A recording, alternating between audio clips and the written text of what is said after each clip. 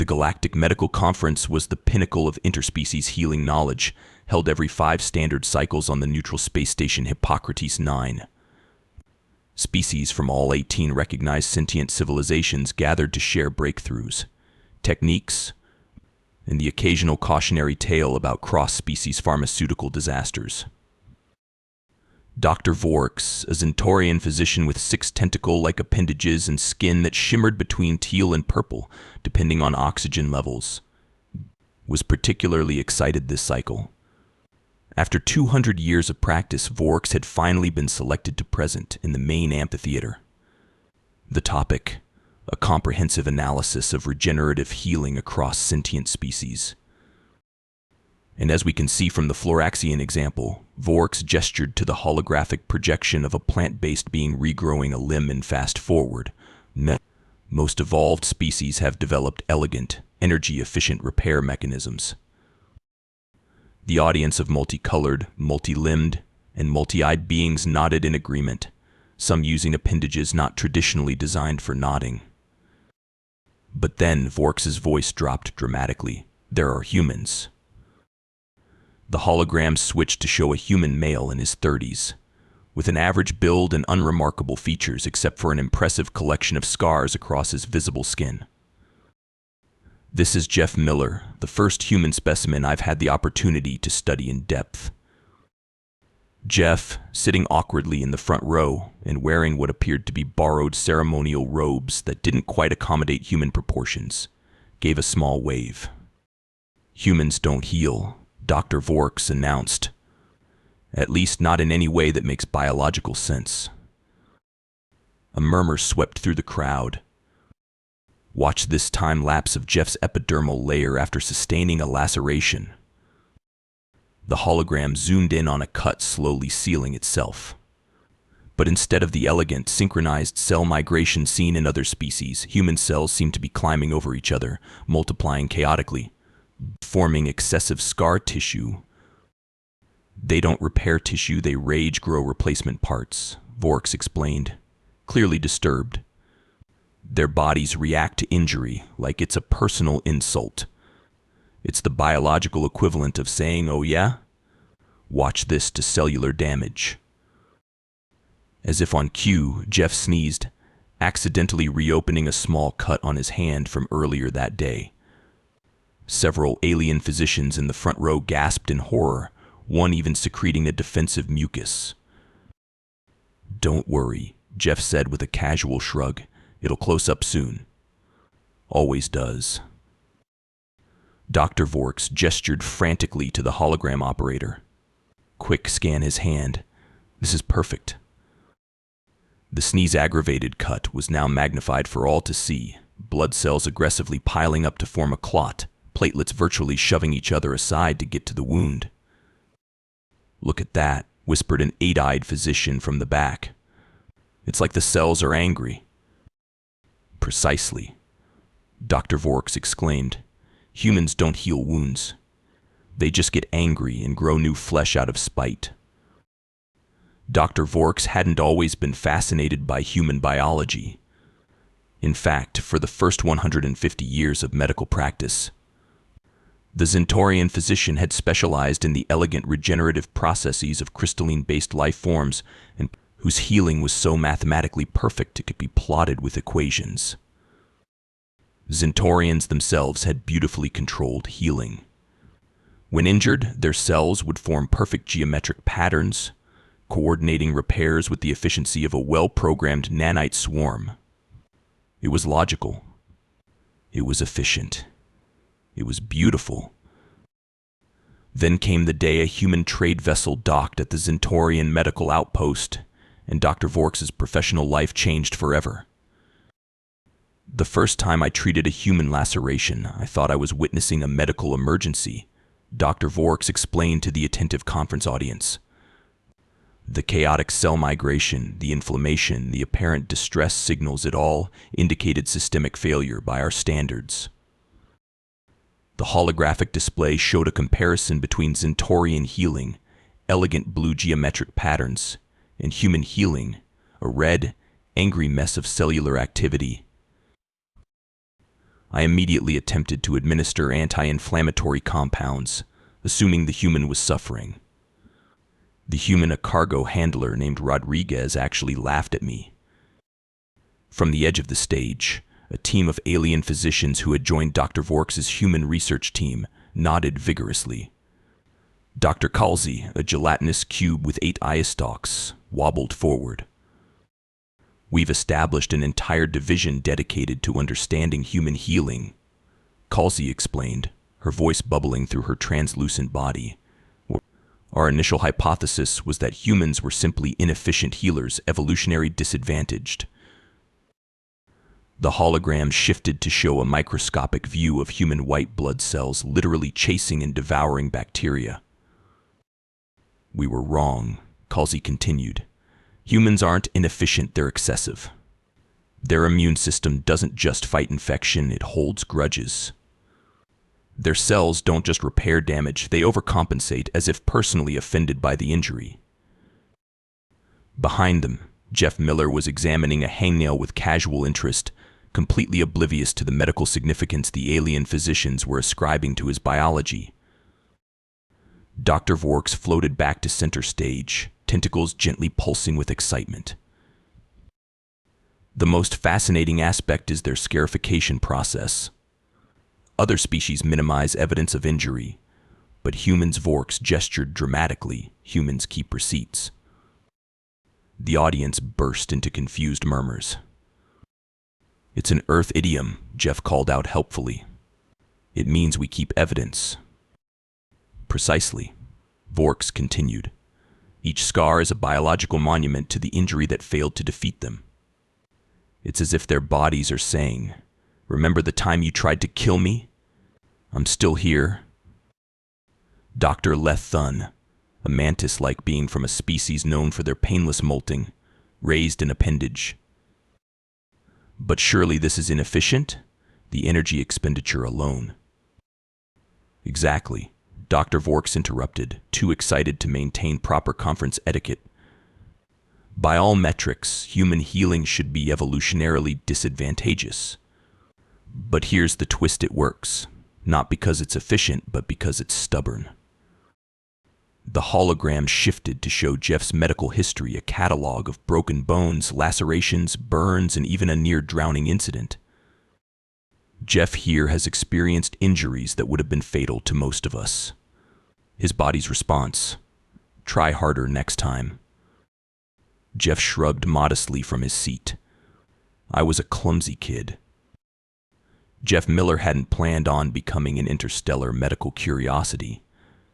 6 months ago, he'd been a perfectly ordinary maintenance engineer on Earth's orbital platform 7, specializing in external hull repairs. "It was just another day at work," Jeff explained, now standing beside Dr. Vork's at the podium. "I was patching a micrometeorite puncture when my tether snapped. Drifted for almost 3 minutes before the recovery drone caught me." The hologram displayed the incident: Jeff floating untethered in space, oxygen levels dropping as his emergency suit struggled with the sudden pressure change. By the time the Zentorian medical vessel picked up his emergency beacon, Dr. Vork's interjected. He had experienced nearly 4 minutes of compromised oxygen flow and partial vacuum exposure. The physician's tentacles rippled with remembered anxiety. "According to our medical texts, he should have sustained permanent neural damage. Instead, when we revived him, he asked if anyone had recovered his favorite wrench." The audience chittered, clicked, and murmured in disbelief. Jeff smiled sheepishly. It was a really good wrench. After being transferred to the Zentorian medical research vessel, Jeff had undergone countless scans and tests. The Zentorians were particularly fascinated by his collection of childhood scars. "When I was 8, I fell out of a tree and broke my arm in 3 places," Jeff explained as the hologram displayed the healed fractures, still faintly visible on advanced bone scans. Doctor said it was one of the worst breaks she'd seen in a kid. 6 weeks later, I was climbing the same tree. A slithering physician in the 3rd row made a sound like a deflating balloon. "But," Why? The tree challenged me, Jeff replied with complete seriousness. It was during these initial examinations that Jeff met Dr. Klixa, a Betelgeusian xenobiologist with 4 arms and iridescent scales. Unlike her colleagues who viewed human healing with horror, Klixa saw potential. Dr. Klixa theorized that human healing responses might represent an entirely different evolutionary pathway. Dr. Vorks explained as Klixa joined them on stage, her scales shifting to a proud golden hue. Most species evolve elegant, efficient healing, Klixa explained, her melodic voice carrying across the amphitheater. Humans evolved resilient healing. The difference is philosophical as much as biological. The hologram shifted to show a series of controlled experiments, Jeff and 3 alien volunteers receiving identical minor lacerations.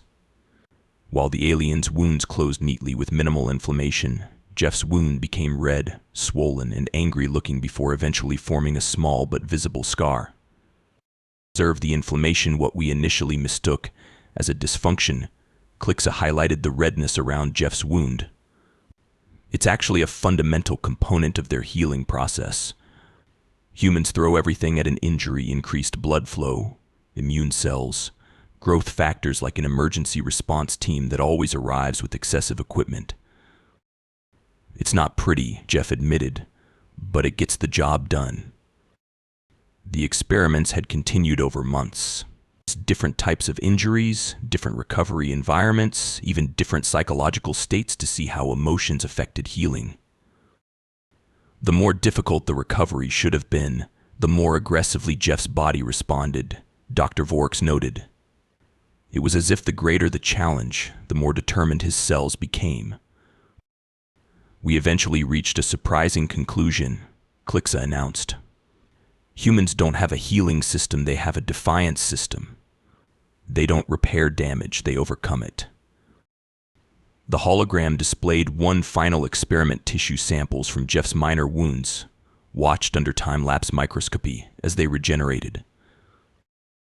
Look at those fibroblasts, Dr. Vorks narrated. They're not just following chemical signals, they're overachieving. It's as if every cell is saying, I'll show you what I can do. My grandmother had a saying, Jeff added, whatever doesn't kill you makes you stronger. Turns out that's literally how our bodies work. The conference was progressing smoothly into its 3rd day when disaster struck Hippocrates 9. A malfunction in the artificial gravity system sent a cargo transport crashing into the station's medical wing, causing significant structural damage and injuring 17 beings, 12 aliens from various species and 5 humans, including Jeff. Emergency protocols activated immediately. The injured were transported to the backup medical bay, where the conference-assembled physicians sprang into action. Dr. Vorks found himself coordinating triage, his tentacles constantly in motion as he assigned patients to appropriate care teams. Crystalloid beings to Bay 3, gaseous entities to Pressure Chamber 4, humans to Bay 7 with Dr. Klixa. The scene in Bay 7 was unlike anything the alien physicians had witnessed. 5 injured humans, all with varying degrees of lacerations, contusions, and in Jeff's case, a compound fracture of the radius. Why are they making those sounds? Whispered a nervous Arcturian intern, flinching as one of the humans let out a particularly colorful string of expletives. It's called cursing, Dr. Klixa explained calmly while administering pain management. It's part of their healing process. Across the medical bay, the alien patients were responding to treatment with appropriately dignified reactions. The crystalloid beings were regrouping their silicon lattices with mathematical precision. The amphibious merope were entering healing trances, their damaged tissues glowing softly as cellular repair initiated. Meanwhile, the humans were a chaotic symphony of complaints, dark humor, and surprisingly effective first aid. Is it supposed to bend this way? Jeff asked, looking at his clearly broken arm with curiosity rather than appropriate horror. No, Jeff, it is not, Dr. Vorks replied, hurrying over. Please stop moving it. Just checking. Doesn't hurt as much as when I broke both legs skiing. Now that was painful. Dr. Vorks's epidermis shifted to a concerned mauve. You never mentioned breaking both legs in your medical history. Didn't I? Must have slipped my mind. It was just a minor thing when I was 22. Minor. Dr. Vorks's voice raised an octave. As the emergency continued, a pattern emerged that fascinated the alien medical team. The aliens healed exactly as expected following predictable recovery curves, responding to treatments with textbook precision and maintaining dignified composure throughout. The humans, however, seemed to get more resilient with each passing hour. Their vital signs, initially concerning, stabilized faster than any medical algorithm predicted.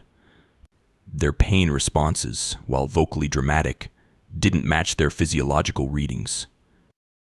Jeff, despite having the most severe injury among the humans, was particularly perplexing. 6 hours after the accident, he was sitting up, arguing that he could walk it off, despite his clearly broken arm. The bone is literally protruding through your skin, Dr. Vorks pointed out. I've had worse, Jeff replied with a shrug, then winced because shrugging was, in fact, a bad idea with his injuries. Dr. Klixa approached with the latest scan results, her scales now a contemplative blue-green. The humans are healing at 1.5 times the rate we projected, she reported quietly to Dr. Vorks.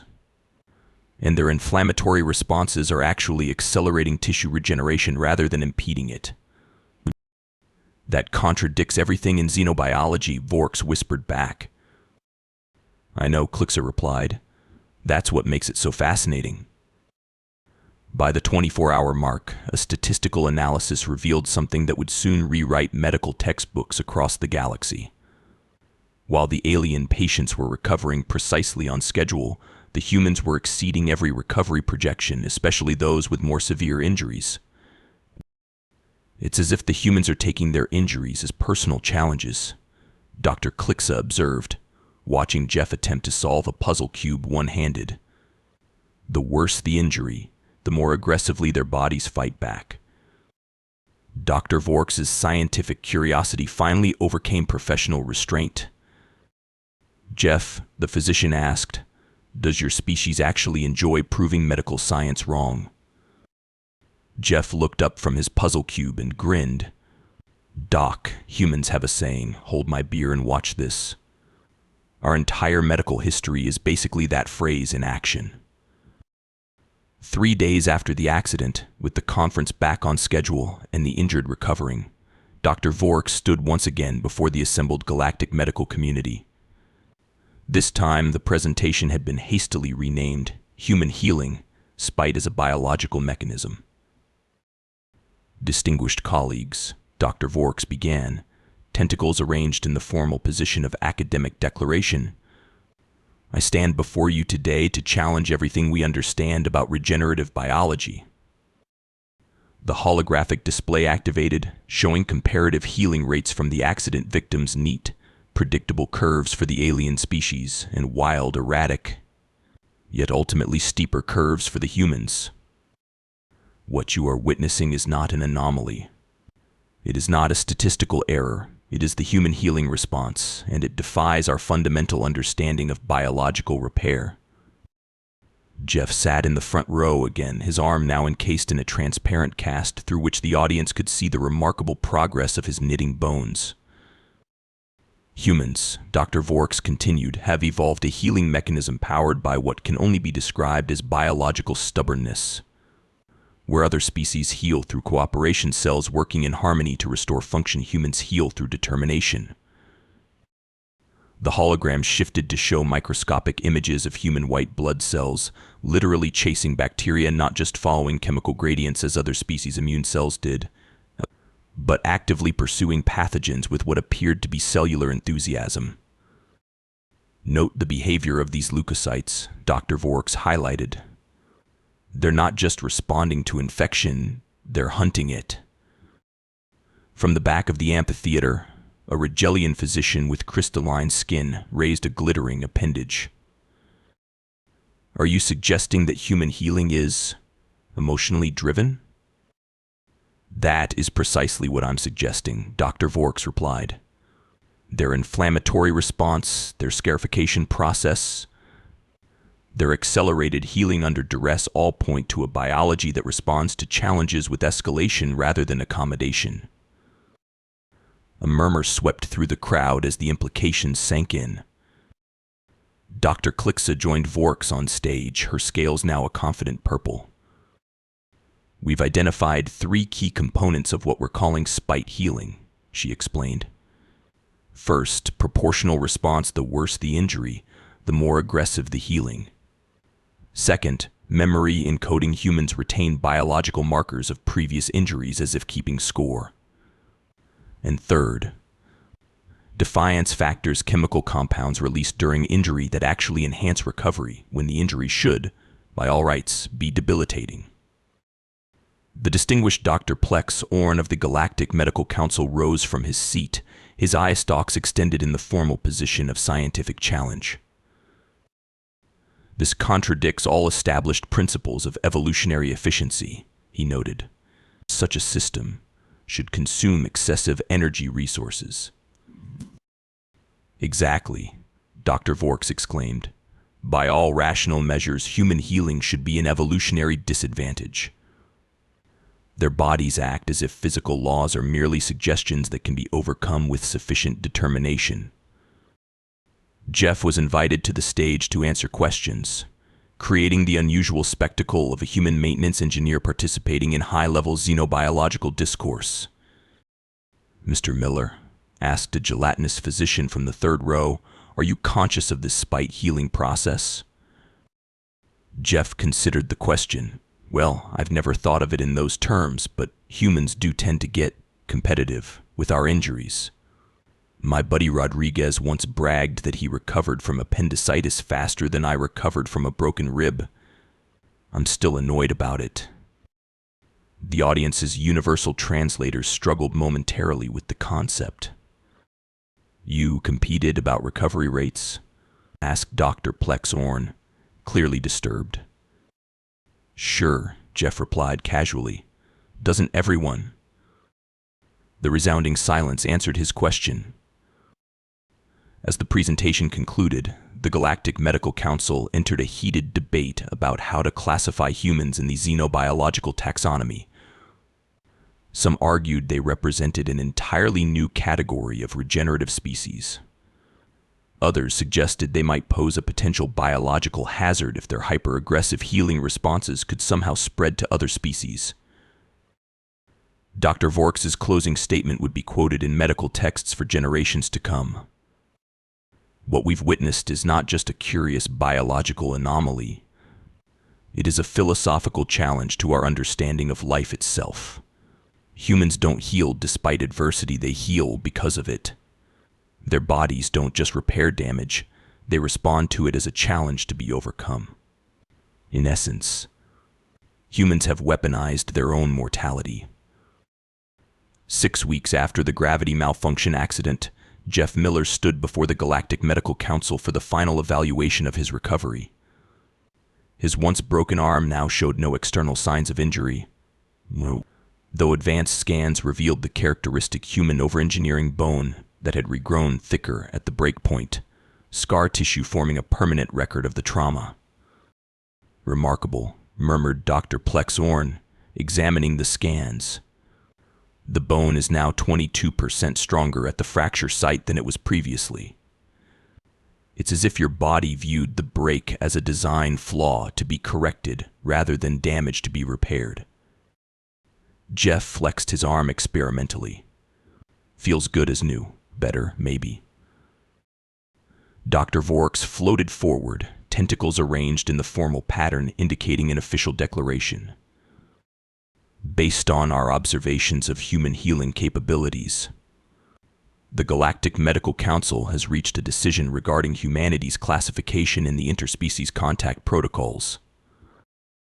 The amphitheater fell silent as physicians from across the galaxy leaned forward in anticipation. Humans are henceforth classified as Category 7 regenerators, anomalous resilient organisms with enhanced recovery through emotional stimulation, or in simpler terms, auroras.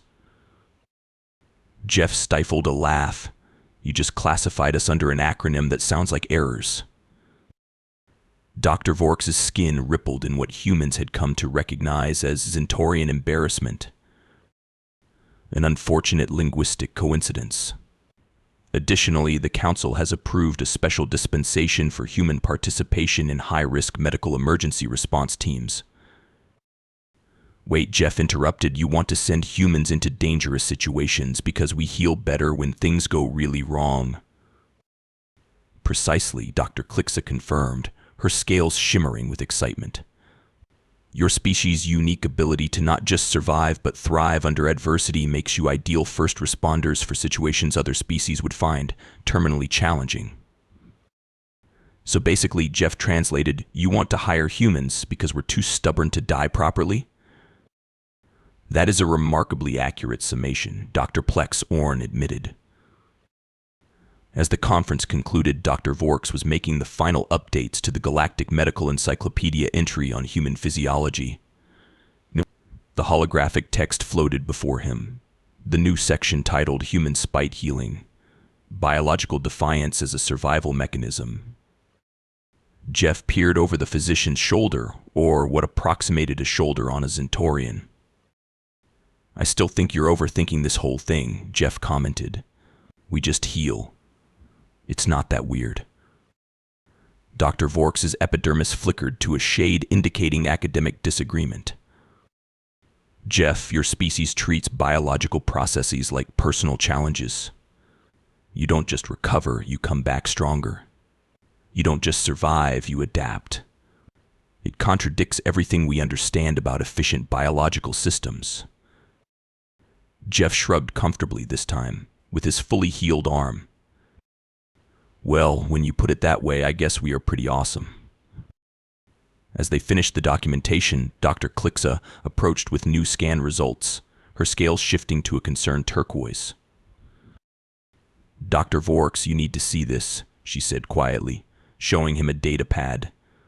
We've been running comprehensive cellular analysis on Jeff's samples, and we've found something unexpected.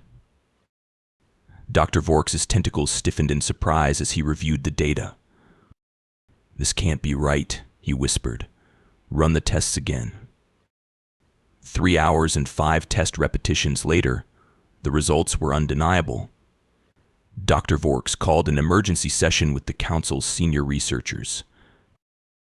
It appears, Dr. Vorks announced to the assembled xenobiologists, that human spite healing isn't the most remarkable thing about their biology after all.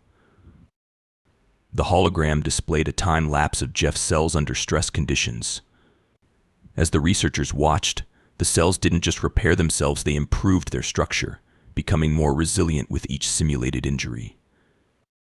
Their cells don't just remember injuries, Dr. Klixa explained. They learn from them, or on a genetic level. Dr. Plex Orn's eye stalks extended to their full length in shock.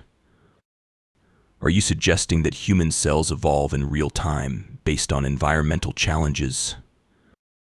That's exactly what we're suggesting, Dr. Vorks confirmed. Humans don't just heal out of spite. They evolve out of spite. As the implications rippled through the scientific community, Jeff remained blissfully unaware of the latest discovery.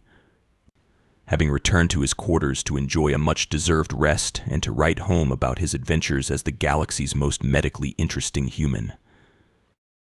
His final message to his family concluded, so apparently our healing is weird to aliens. Who knew? Also, I've been offered a job on the Galactic Emergency Response Team.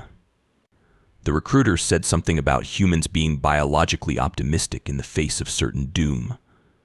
I think that's a compliment. Meanwhile, in the deepest archives of the Galactic Medical Council, a new classified file was being created. Its title, Humanity, Accidental Evolutionary Singularity.